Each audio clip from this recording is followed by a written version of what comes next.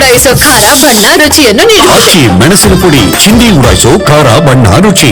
ರಸ್ತೆಗಳಲ್ಲಿ ಸಂಚರಿಸಬೇಕಾದ್ರೆ ಚಿಕ್ಕ ಪುಟ್ಟ ಅಪಘಾತಗಳಾಗುತ್ತೆ. ಅಪಘಾತಗಳು ಉದ್ದೇಶಪೂರ್ವಕವಾಗಿ ಆಗೋದಿಲ್ಲ. ಆದರೆ ಇಲ್ಲಿ ಒಂದು ಸ್ಕೂಟಿಗೆ ಆಟೋ ಟಚ್ ಆಗಿದೆ.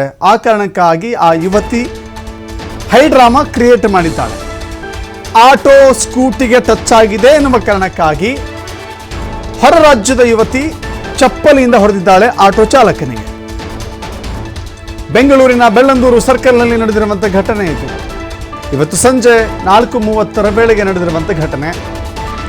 ತನ್ನ ಸ್ಕೂಟಿಗೆ ಆಟೋ ಟಚ್ ಆಗಿದೆ ಅಂತ ಹೇಳಿ ಯುವತಿ ಕಿರಿಕ್ ತೆಗೆದಿದ್ದಾಳೆ.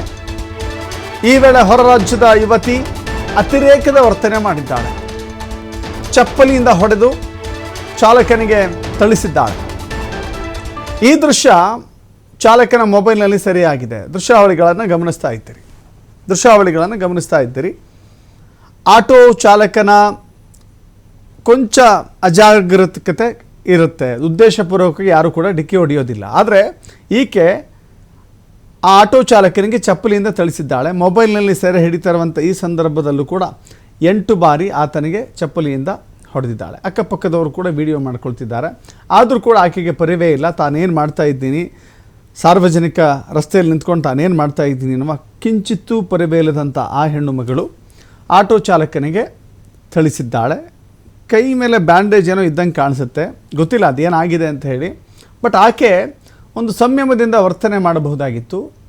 ಆಕೆಗೆ ನಿಜವಾಗಿಯೂ ಕೂಡ ಆಟೋ ಚಾಲಕನಿಂದ ತೊಂದರೆಯಾಗಿದ್ದರೆ, ಆಟೋ ಚಾಲಕ ಡಿಕ್ಕಿ ಹೊಡೆದಿರುವ ಕಾರಣಕ್ಕಾಗಿ ಆಕೆಯ ಸ್ಕೂಟಿ ಡ್ಯಾಮೇಜ್ ಆಗಿದ್ದರೆ ಆಕೆ ಸೀದಾ ಹೋಗಿ ಸಂಚಾರಿ ಪೊಲೀಸ್ ಠಾಣೆಗೆ ದೂರು ಕೊಟ್ಟು ಆತನ ವಿರುದ್ಧ ಪ್ರಕರಣ ದಾಖಲಿಸಲಿಕ್ಕೆ ಅವಕಾಶ ಇತ್ತು.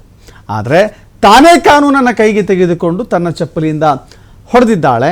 ಇದು ಯಾರು ಕೂಡ ಒಪ್ಪುವಂಥ ವಿಷಯ ಅಲ್ಲ. ಯಾವೊಬ್ಬ ವ್ಯಕ್ತಿಯೂ ಕೂಡ ಕಾನೂನನ್ನು ಕೈಗೆತ್ತಿಕೊಳ್ಳಿಕ್ಕೆ ಅವಕಾಶ ಇಲ್ಲವೇ ಇಲ್ಲ. ಆದರೆ ಇಲ್ಲಿ ಕಾನೂನನ್ನು ಕೈಗೆತ್ತಿಕೊಂಡಿದ್ದಾಳೆ, ಬಾಯಿಗೆ ಬಂದಂಗೆ ಅರಚಾಡಿದ್ದಾಳೆ. ಚಾಲಕನೂ ಸೇರಿದಂತೆ ಅನೇಕರಲ್ಲಿ ಮೊಬೈಲ್ನಲ್ಲಿ ರೆಕಾರ್ಡ್ ಮಾಡಿದರೂ ಕೂಡ ಆಕೆಯ ದುರ್ವರ್ತನೆ ಮುಂದುವರೆದಿತ್ತು.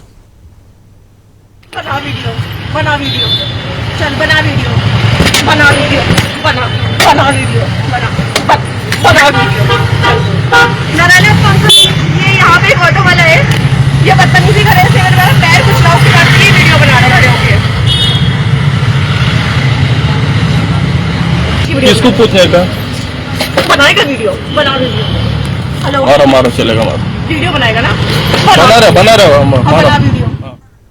ಮತ್ತಷ್ಟು ಮಾಹಿತಿ ನಮ್ಮ ಪ್ರತಿನಿಧಿ ಸಂತೋಷ್ ಪಟೇಲ್ ನೀಡ್ತಾರೆ. ಸಂತೋಷ, ಟಚ್ ಆಗಿದೆ, ಆಕೆಗೆ ಕಾನೂನು ಪ್ರಕಾರವಾಗಿ ಕ್ರಮ ತೆಗೆದುಕೊಳ್ಳಿಕ್ಕೆ ಅವಕಾಶ ಇದೆ.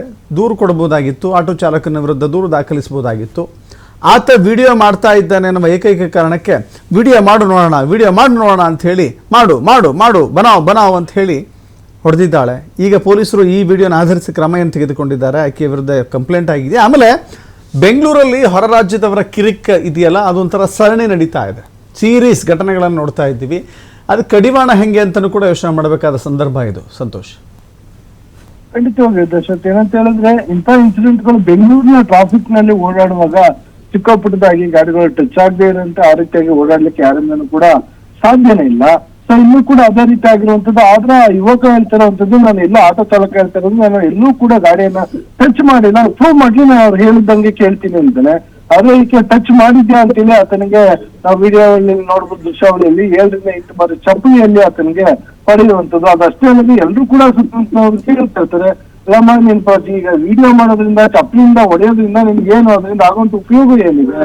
ನೀನು ಅದೇನು ಹೋಗಿ ಪೊಲೀಸ್ ಸ್ಟೇಷನ್ ದೂರು ಕೊಡ್ಬೋದು, ಅದೊಂದು ಪ್ರಶ್ನೆ ಮಾಡ್ಬೋದು, ಎಲ್ಲಿ ಹೊಡೆದಿದ್ದೇನೆ ಅಂತ ಕೇಳ್ಬೇಕಾಗತ್ತೆ.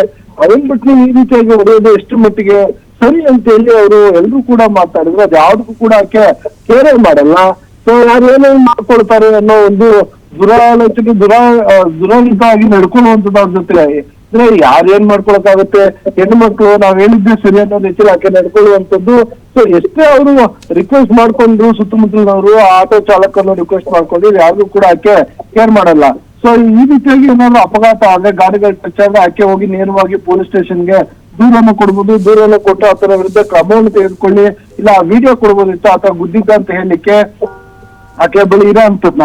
ಸೊ ಅದೆಲ್ಲವನ್ನು ಬಿಟ್ಟು ಏಕಾಏಕಿಯಾಗಿ ಈ ರೀತಿಯಾಗಿ ಎಲ್ಲರ ನಡು ರಸ್ತೆಯಲ್ಲಿ ಒಬ್ಬ ಚಾಲಕನಿಗೆ ಈ ರೀತಿಯಾಗಿ ಚಪ್ಪಲಿಯಲ್ಲಿ ಹೊಡೆದು ಎಷ್ಟು ಮಟ್ಟಿಗೆ ಸರಿ ನಾಗರಿಕ ಸಮಾಜದಲ್ಲಿ ಅನ್ನೋದು ಈಗ ಪ್ರಶ್ನೆ ಅನ್ನುವಂಥದ್ದು. ಹೌದು, ಬೆಂಗಳೂರಲ್ಲಿ ಓಡಾಡ್ಬೇಕಾದ್ರೆ ಇಂಥ ಇನ್ಸಿಡೆಂಟ್ಗಳಾಗ್ತವೆ.